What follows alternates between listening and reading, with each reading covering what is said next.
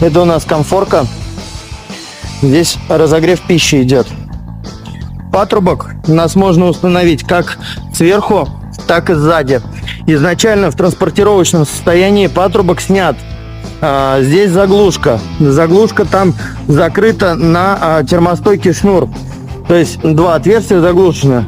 Сейчас я покажу. Мы выламываем вот я вот так вот отогнул. Вот видите, да, там заглушечка есть.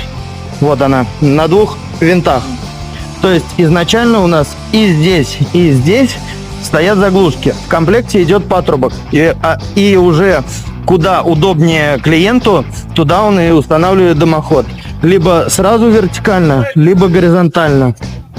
Вот. Это у нас вот так вот выглядит.